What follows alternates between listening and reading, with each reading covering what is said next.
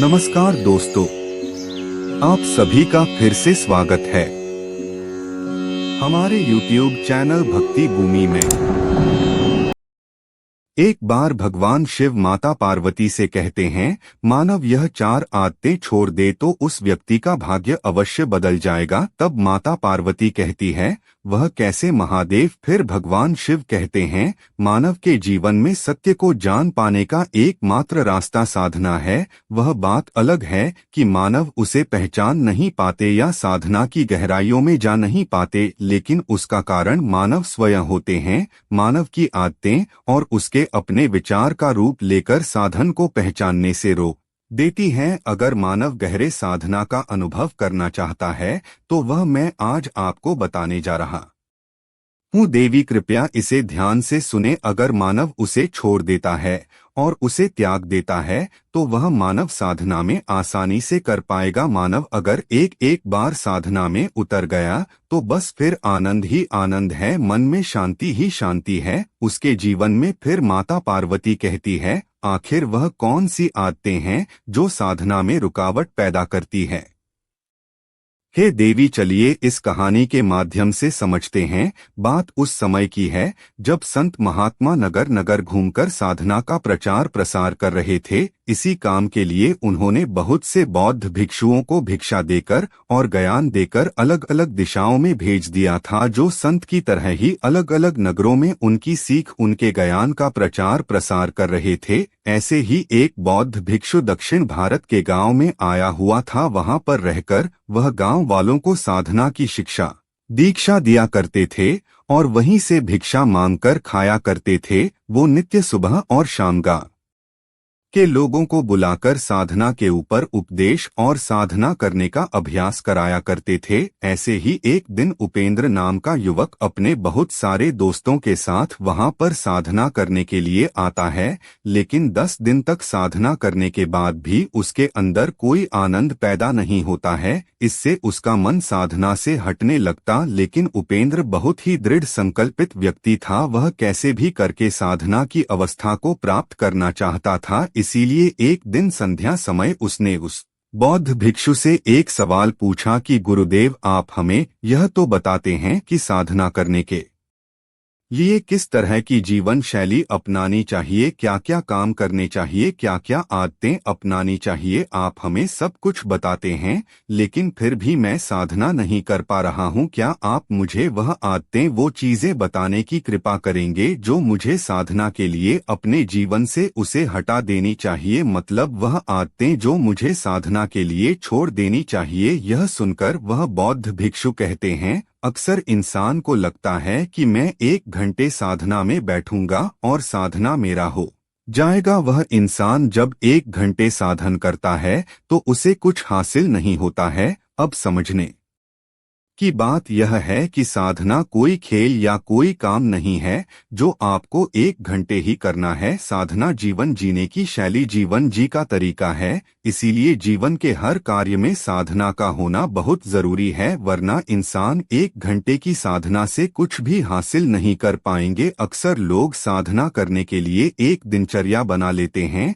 वह सुबह और शाम रोज साधना करते हैं, लेकिन वह साधना तभी कारगर होगा जब आप दिन में काम करते वक्त, उठते बैठते, खाते पीते वक्त भी साधना के बारे में समझते रहते हैं। बस उसी जीवन शैली के कारण आपको 1 घंटे का साधना इंसान के जीवन को अच्छा बनाएगा। इसके बाद बौद्ध भिक्षु कहते हैं, अगर तुम कुछ गलत आदतें, कुछ निरर्थक बातें अपने जीवन से हटा दो तो ही तुम्हें साधना करने में आसानी होगी। फिर उपेंद्र कहता है, लेकिन वह आदतें हैं क्या? और अगर ऐसी आदतें हैं जो हमें छोड़ देनी चाहिए तो उसके पीछे आध्यात्मिक दृष्टिकोण क्या है? इस बात का जवाब देते हुए बौद्ध भिक्षु कहते हैं कि सबसे पहले याद रखो कि हमारी इंद्रियां ही ज्ञान ग्रहण शल करती है। हम कोई भी अच्छा या बुरा ज्ञान अपनी इंद्रियों के माध्यम से ग्रहण करते हैं। इंद्रियां मतलब आँख, नाक, कान, जीभ और त्वचा। जैसे आँखों से हम देखते हैं, कानों से हम सुनते हैं और इसी तरह से और सारी इंद्रियों के द्वारा हमें ज्ञान प्राप्त करते हैं। तो यह बात यहाँ पर समझने की होती है कि हमारी इंद्रियां क्या ग्रहण कर रही हैं। इसके लिए हमें सचेत होना पड़ेगा और हमें सतर्क भी होना पड़ेगा कि हमारी आंखें क्या देख रही हैं, हमारी कान क्या सुन रही हैं, और जो हम देखते और सुनते हैं ज्यादातर वही विचार हमारे साधना में घूमकर वापस लौट आते हैं, जिससे हम साधना नहीं कर पाते हैं। अगर हम अपनी 5 इंद्रियों के प्रति सचेत हो जाते हैं, जैसे कि हम अपनी आंखों से क्या देख रहे हैं, हम अपने कानों से क्या सुन रहे हैं, हम अपनी जीभ से कैसा स्वाद ले रहे हैं, हमारी त्वचा पर किसी का स्पर्श हो रहा है, हमें कैसा अनुभव हो रहा है, और हम अपनी नाक से कैसी सुगंध ले रहे हैं। अगर हम इन सब इंद्रियों के प्रति सचेत हो जाते हैं तो हम निरर्थक ज्ञान को अपनी इंद्रियों से दूर बाहर भेज सकते हैं। लेकिन वह तभी संभव होगा जब हम सचेत रहेंगे। जैसे कि हमें किसी ने गाली दी, हमें पता है कि हमारे कानों ने गाली सुनी, लेकिन हमने वह ली ही नहीं, हमने वह अपने अंदर जाने ही नहीं दी। और वही कान जब ज्ञान का उपदेश सुनता है तब उस पर पूरा ध्यान लगा देना चाहिए, पूरे सचेत होकर पूरे होश में उस ज्ञान को ग्रहण कर लेना चाहिए। इसी तरह से और सब इंद्रियां हमें अलग अलग अनुभूति होती हैं, जैसे कि किसी पराई स्त्री का स्पर्श और एक माता का स्पर्श, दोनों के स्पर्श में बहुत अंतर होगा। लेकिन अगर हम सचेत रहेंगे तो दोनों के स्पर्श को हम अलग अलग तरीके से अनुभव कर पाएंगे और यह देख पाएंगे कि किस स्पर्श के कारण हमारा मन अशांत होता है। दूसरी आदत, जो व्यक्ति नया नया साधना करता है उसकी साधना में अक्सर बाधा बनता है। हर इंसान और हर व्यक्ति सब कुछ बहुत जल्दी पाना चाहता है और वह है साधना। यह साधना के संबंध में भी सच हो जाता है। जब व्यक्ति साधना करता है तो वह सोचता है कि मैं 1 घंटे तक साधना करूंगा, लेकिन वह 5 मिनट में ही साधना की गहराइयों में जाना चाहता है। जरा सोचो, क्या जल्दबाजी करके कोई इंसान ठहर सकता है? अगर आप जल्दबाजी करेंगे तो आप कभी ठहर नहीं सकते, और अगर आप ठहर जाते हैं तो आप कभी जल्दबाजी नहीं कर पाएंगे। इसलिए साधना में गहरे उतरने के भाव को, साधना से कुछ हासिल करने के विचार को, उस सोच को त्याग दो, उसको छोड़ दो, क्योंकि वही विचार, वही अनुभूति तुम्हें साधना की गहराइयों में ले जाने से रोक रहा है। कुछ हासिल करने की सोच लेकर यहाँ पर कुछ हासिल नहीं होता, खाली हाथ लौट जाओगे और बाद में पछताओगे कि मैंने तो मेहनत की और साधना भी किया लेकिन कुछ हासिल नहीं हुआ। लेकिन ऐसा कुछ था नहीं, क्योंकि तुम कुछ पाने के मकसद से गए थे, इसीलिए तुम्हें कुछ नहीं मिला। और जिस दिन तुम कुछ पाने के मकसद से नहीं बल्कि कुछ देने के मकसद से साधना करोगे तो तुम साधना की गहराइयों को छू पाओगे। तो तुम्हें अनुभूति होगी कि साधना क्या है और साधना का आनंद क्या है। इसीलिए संयम रखो, सब्र रखो, सब्र के फल हमेशा मीठे होते हैं। यह हमने ने सुना तो है लेकिन कभी अमल नहीं किया। लेकिन अगर जीवन के आनंद को अनुभव करना है तो संयम और सब्र यह आपको अपनाना होगा और जल्दबाजी की आदत छोड़नी होगी।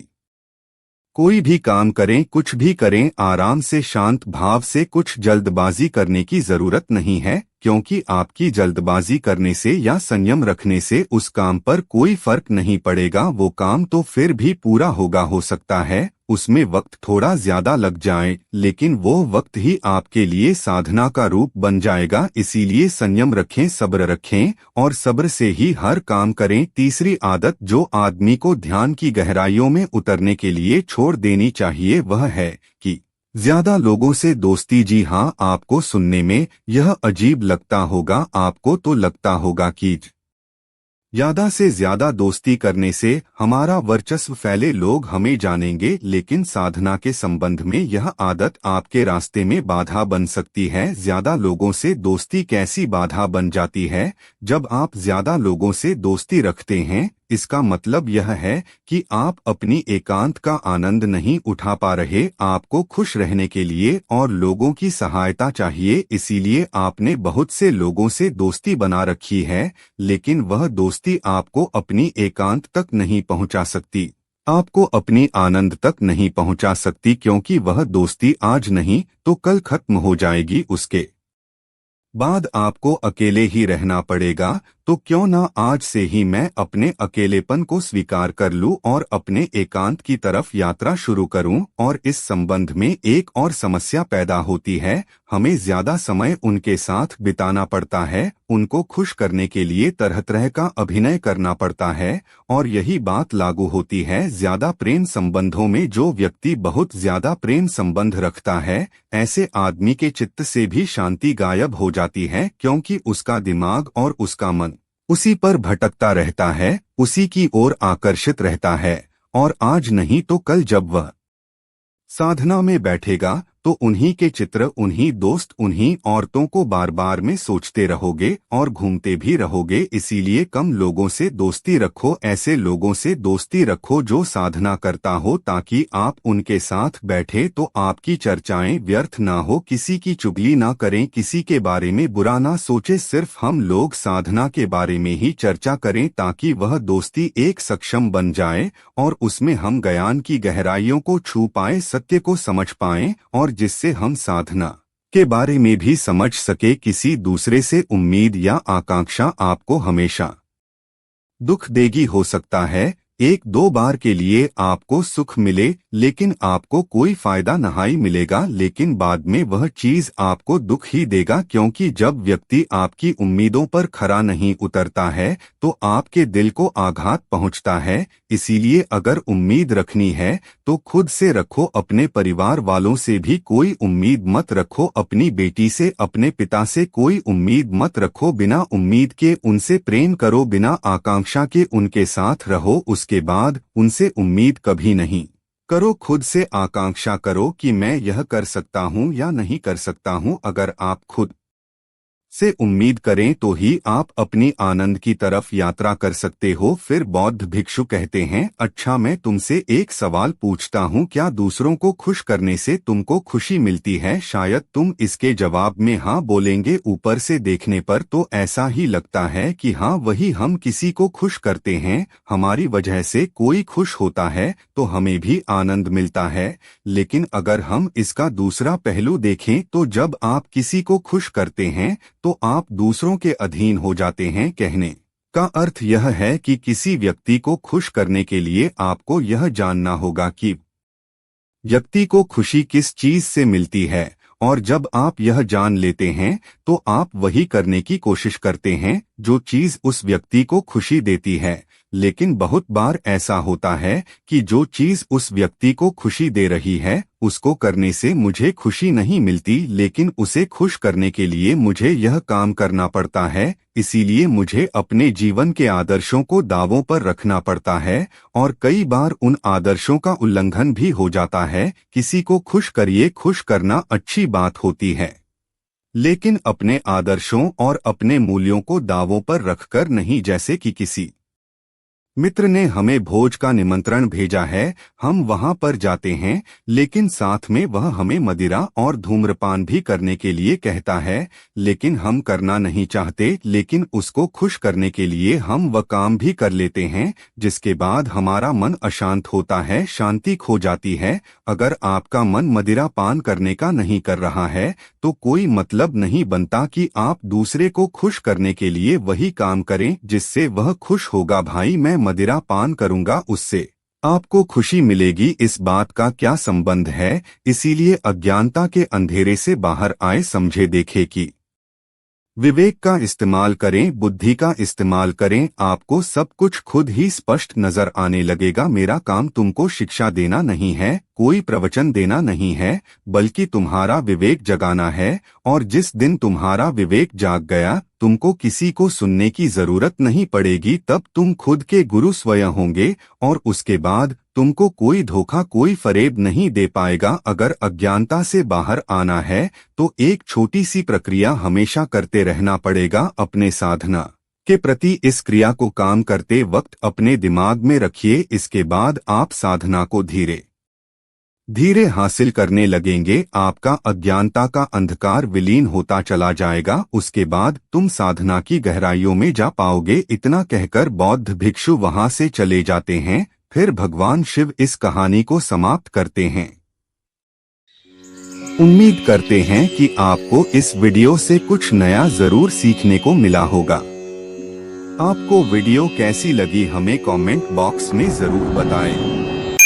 अगर वीडियो के दौरान मुझसे कोई गलती हो गई हो तो मैं माफी चाहता हूं। दोस्तों मिलते हैं एक नई वीडियो में नई जानकारी के साथ। धन्यवाद।